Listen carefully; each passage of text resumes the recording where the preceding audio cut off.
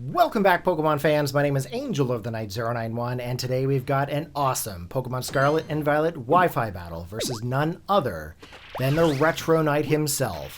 So let's kick it retro and jump right into this match.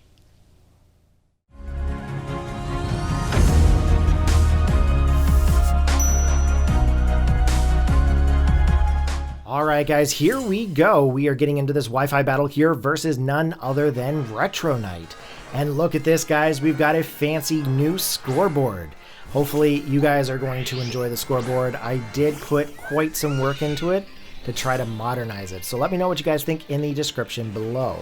Now, it looks like Retronyte's going to lead off here with his Glimmora, and I'm going to lead off here with my Kilowattrel.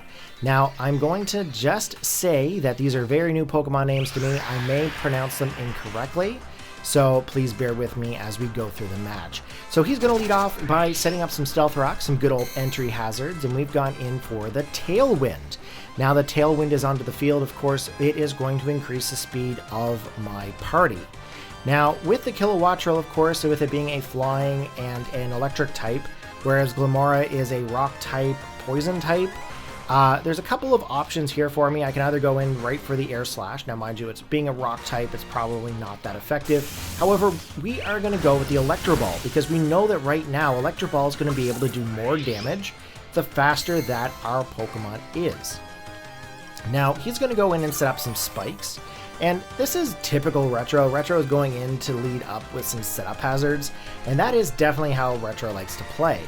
So with the Stealth Rocks and with the spikes that are currently onto the field, if we did end up going in for any kind of an attack onto the Glimmora, it's likely going to set up some sort of like a poison entry hazards. I'm going to say it's probably like spikes, but may not be really spikes.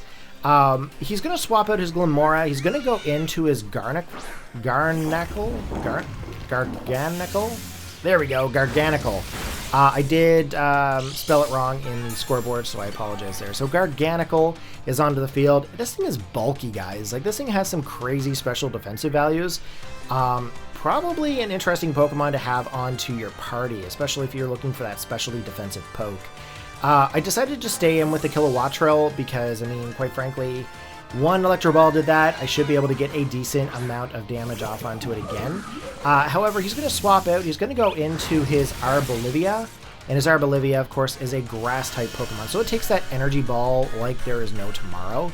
However, he is going to set up the Seed Power. So it's kind of like grassy terrain, but not quite really. I think it's the same similar idea. Our Tailwind peters out, of course, and at this time, the only thing I can think of doing is maybe going in for that Air Slash. Now, I have to say that I'm actually quite impressed with the way that the Kilowattrel is actually handling itself. Surprisingly, though, we haven't been hit yet, so that's kind of another thing there. So we're going in for the Air Slash. We get some decent amount of damage off onto the Arboliva, and that actually causes a flinch, which is actually quite helpful for us. Basically, we're not going to get any kind of an attack off from the Arboliva onto the Kilowattrel. Now, because we've gotten it down into that yellow zone, we're just going to go in and try to maybe get another attack off onto it. Try to knock it out, because quite frankly, we really need to start getting some Pokemon out on Retro's team. Try to defeat some of them there, because, I mean, quite frankly, that is the way the game is played. So we go in for that Air Slash. We actually end up knocking out the Kilowattrel, and luckily for us, that terrain is actually still up. I don't think it's a terrain. I think it's Seed Power. Again, it's kind of like grassy terrain, but not quite. It's still going to regain a little bit of health there to the Pokemon that are onto the field. Now that we still have Kilowattrel in there, we still have 5 fresh Pokemon on our team, and that's actually going to be very helpful for us in the future. Now, if you take a look at the scoreboard, as it is a different scoreboard than my usual, if you take a look, the Kilowattrel, of course, is highlighted in yellow. That means that that is the Pokemon that is on the field. As you can see, the Torkoal comes in, brings out the Drought. Torkoal is the active Pokemon on Retronyte's team, so that's going to be highlighted in yellow. If you look at the Arboliva has gone into red, which means that the Pokemon has fainted. And then, of course, the gray means that the Pokemon has been seen but isn't currently in the party. So we end up going in for the attack onto the Torkoal. Torkoal, of course, retaliating. We're going to go ahead and set up the Tailwind here because, quite frankly, it's a good choice for us to get that speed increase for the rest of our team, even if it's just temporary. Unfortunately, Kilowatt Roll actually goes down due to the Rapid Spin, and of course, you know, Rapid Spin, I mean, it is what it is. Couple of options here. I know I didn't edit out these screens, and I normally do, but when I was doing my battles, I kept the game audio on, and quite frankly, I enjoyed it a whole lot more. So we bring out our Tauros. Now this is actually a Paldean Water Tauros, and it has a couple of different attacks like Wave Crash, Raging Bull, Close Combat, and then it's got the Earthquake. So I know that the Sun is set up here, and that's actually going to weaken the power of our Water-type moves. So we actually end up going in, I believe it was for an Earthquake here. He swaps out his Torkoal, fearing the worst, and of course he goes back into Glimmora. And Glimmora, of course, getting the head smashing bull charging at it with that good old Earthquake. There's the Toxic Debris, of course, coming onto the field. That is kind of like Toxic Spikes. Any Pokemon that comes in is going to get poisoned by those. Similar idea, like I said, to Toxic Spikes, but it's labeled something different. Toxic Spikes, of course, I believe are still in the game. However, Toxic Debris is the ability. In comes DONDOZO, and I'm going to be honest with you guys, this thing is scary. He ends up going in a little bit later, and you're going to see here, I actually get really mixed up by this thing, especially with what he's about to do. I know right now my Tauros isn't really going to be able to do much to that DONDOZO because, quite frankly, I'm a water type, he's a water type. I'm kind of thinking at this point maybe going into my Farigiraf because of the Thunderbolting. As you can see, I have I have a Slackberry onto it there, and it has the Cudchew, so I'm going to be able to boost up my speed twice. That's one of the biggest things with the Farigiraf that I find is a little bit iffy. It has really good special attack, but its speed is a little bit lower. So I'm just kind of testing the waters here with the Cudchew and the Slackberries. I'm going to try to see if I can maybe boost up my speed twice. And here is the beginning of DONDOZO's Fury. This thing is going in for the Curse Attack. It's going to lower its speed, but it's going to increase its defense and its attack power. Of course, you know, I've got a little bit of leftover health coming back to me there. I don't know if that's from the seed terrain or if that's just from leftovers. Actually, I don't have leftovers, sorry. I just said I have Slackberry. So that's actually coming from the terrain there. We actually managed to get a super effective Thunderbolt off onto the DONDOZO. And he gets the Body Press off. And Body Press is going to take us right down into the yellow zone. Luckily, we're able to survive and activate one of our Slackberries. So that means that we're going to be actually speedy this turn as well. Even with the DONDOZO getting hit by that Thunderbolt, just to get it down below about half the hit points there, that was even a challenge on its own. Tailwind, of course, petering out and the battlefield going back to normal, so the grass actually ends up disappearing. And this is going to be where the beginning of DONDOZO's Fury is. So our good old buddy Retronyte is going to go in for the terrestrialization of this DONDOZO and actually ends up changing it into a dragon-type Pokemon. And I'm going to be honest with you, that's pretty freaking cool. I mean, a dragon waterfish, definitely pretty sweet. Because he's gone through and picked up the dragon typing, our Thunderbolt is not going to be as effective. And he knows right now that his defensive values are very high, considering he's gone for the curse already. He's going to just go for that rest, get his health back up to normal. And as you can see, we're going to live by about 4 hit points here and activate the Cudchew again. I'm kind of thinking now at this point, I think what I might do is I might swap the Slackberry out for a Paldea Berry, because then that'll boost my speed up, not my speed, it'll boost up my special attack twice rather than the speed twice. If I carry on with the Tailwind, that'll actually probably help me more than just the Slackberries. And then if I actually did have the Paldea boost, I might have been able to actually like do some more decent damage off onto this DONDOZO and make the Farigiraf an actual threat. As you can see here, the Hyper Voice not being able to do very much to that DONDOZO. And he's just going to regain his health with his leftovers. That DONDOZO is basically just standing there laughing at me like, bro, like, what are you doing? Like, this Farigiraf's got nothing on me. Unfortunately, we do die from the poison that was on the field. And now I'm thinking to myself, okay, what is my best option here? I can either go to my Mabostiff, or into my Tauros again, get the Intimidate off, because I want to drop the attack power that's on the DONDOZO. So that is the main reason why I went in with him a Bostiff, because quite frankly, I really need to get some attack drops onto this Dondozo, basically due to the that curse that it had. Now, the play rough should be super effective here because of the fact of the typing of Dragon from the Terrestrialization. I was hoping this was actually going to be able to do more, but at the time, I actually did forget about the curse and the fact that he also boosted up his defensive values.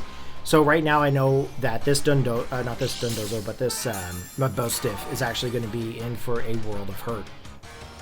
Especially if this Dondozo actually goes in for the attack here. We're both getting some health back to our party, which is fantastic. However, we are going to still lose some health there because of the poisoning that we actually got from the toxic spikes that are currently out. So at this time, I'm thinking to myself, okay, maybe I can recall the Mabostiff, go back into the Tauros, get another Intimidate off, drop the attack on the Mabostiff, not the Mabostiff, sorry, the Dondozo. I'm getting the names mixed up there, guys. I apologize. Very, very new generation. So Mabostiff comes back. We go back into our Water Tauros. And Tauros, of course, gets hit by the spikes and get hits by the stealth rocks. And then, of course, you know, we are also poisoned because of the terrain that's currently up. So we get the Intimidate off onto the Dondozo. And with that being said, Retronyte is going to recall his Dondozo. And he's going to actually end up swapping out to his Cerulege. Now, Cerulege is kind of his signature Pokemon for this generation. If you guys haven't seen his channel, be sure to check it out. The description for his channel... the link for his channel is going to be in the description below. So at this time, I'm thinking to myself, okay, I can either go for the Water Crash or I can go for the Raging Bull. Knowing damn well he's going to swap out that Cerulege. That thing is Fire type. He doesn't want to stay in there. So in comes Torkoal. He's going to set up the Drought, and that's going to set up the Sunlight, the Harsh Sunlight. So that's going to weaken some of our water power. We go for the Wave Crash here. Wave Crash, of course, we get a little bit of recoil damage, kind of like Flare Blitz. And then, of course, you know, we're also Life Orb, so that's going to be a bit of a problem there to us, as well as the Poisoning. So we're actually down to about 6 hit points here. I decided to go in for the Raging Bull at this point. He's going to withdraw his Torkoal, and then he's going to go into one of his other mini Pokemon. So he's going to go into his Cerulege. Now, with the Cerulege onto the field, I'm thinking to myself, okay, man, I've got this in the bag. We're going to go for the Raging Bull. We actually end up not being able to take out that Cerulege, and instead we actually activate his Weak Armor, which is actually going to speed boost his Cerulege. Unfortunately for us, we actually lose our Tauros here because of the Life Orb that we have onto it, as well as, you know, if that didn't take it out, the poisoning actually would. So I'm thinking to myself at this time, okay, I can either go with the Tinkaton, probably a poor choice considering the Cerulege is in Sun. I could go for the Mabostiff, or I could go for the Scarlet. Darge? How do you pronounce this guy's name, guys? What is the crocodile's name? How do you pronounce it? Because I'm struggling every time I try to pronounce it. Mabostiff is what we are going to go in with here. I love that shiny form. I love the purple and the black and the light coloring on the hair. Awesome, awesome Pokemon. So at this time with the Cerulege into the field, I kind of realized that I'm into a bit of a pickle here because obviously Play Rough isn't going to do anything. Fire Fang's not going to do anything. Double Edge, of course, can't make any kind of a hit. I actually didn't realize that Cerulege got close combat. Who else here did not know that? Raise your hand, because I sure as hell didn't. I had no idea this thing had close combat, or I would have gone out to the Skeldridge. So now we've lost our Mabostiff. We're down to 2 Pokemon. We got Tinkaton, and we've got our Skeldridge. Skeldridge. I don't know, guys. I'm going to start nicknaming them from now on. We get poisoned, of course, because of the toxic spikes that are onto the field. And the only options that I really have here, I can really go for the Shadow Ball. Can't really go for any kind of Fire-type moves. I'm definitely not going to go for the Solar Beam. So we're pretty well just stuck with the Shadow Ball.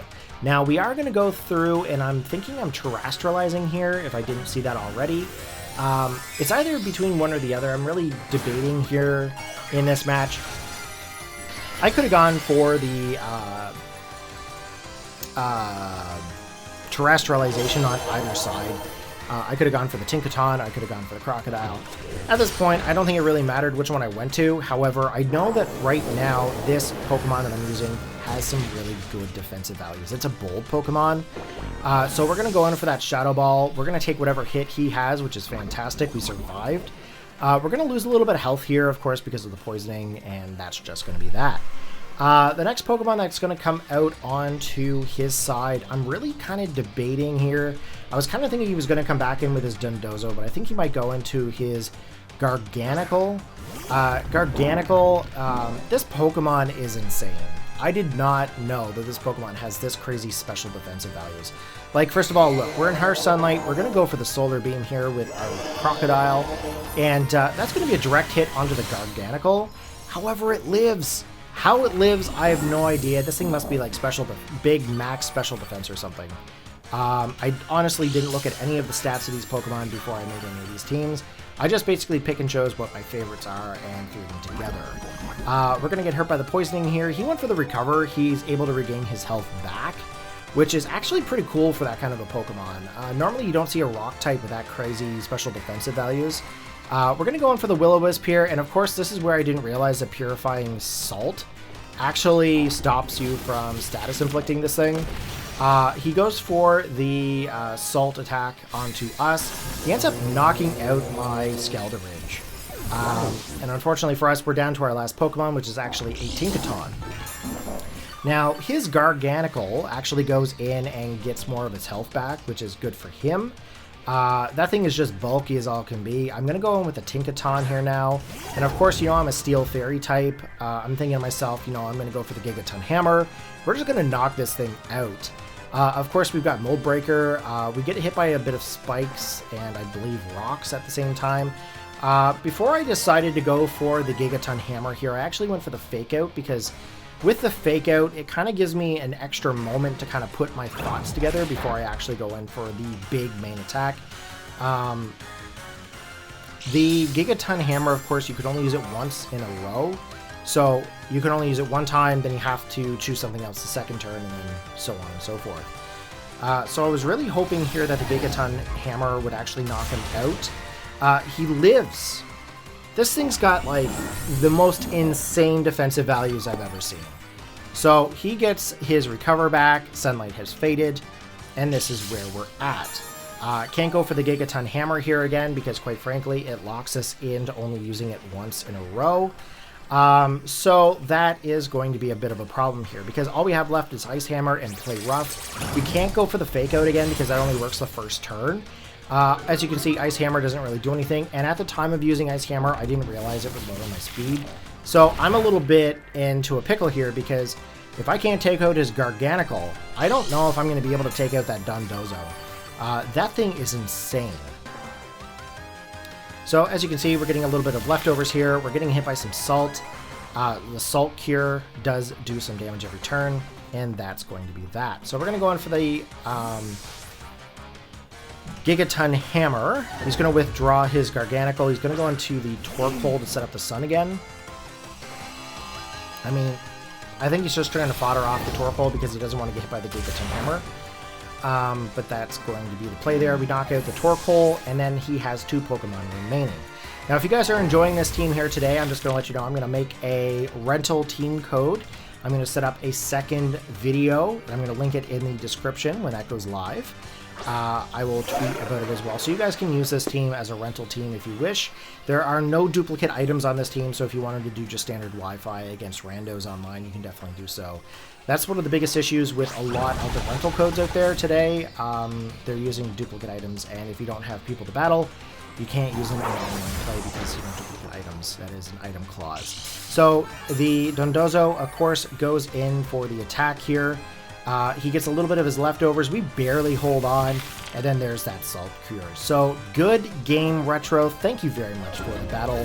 And just as a heads up, guys, we did a best 2 out of 3. And the other 2 battles will be uploaded shortly after this. Alright, so that was an awesome battle, Retro. I can't wait to show our other 2 battles because they are just as epic. Hopefully you guys enjoyed the battles there today. If you did, go ahead and click the like button, hit the sub, post your comments. What do you guys like about this battle? What was your favorite part? Was it the scoreboard? Was it the battle itself? Was it that DONDOZO? Like, that was some serious stuff going on with that DONDOZO, I must say. All right, take care, have a good one, and as always, peace out.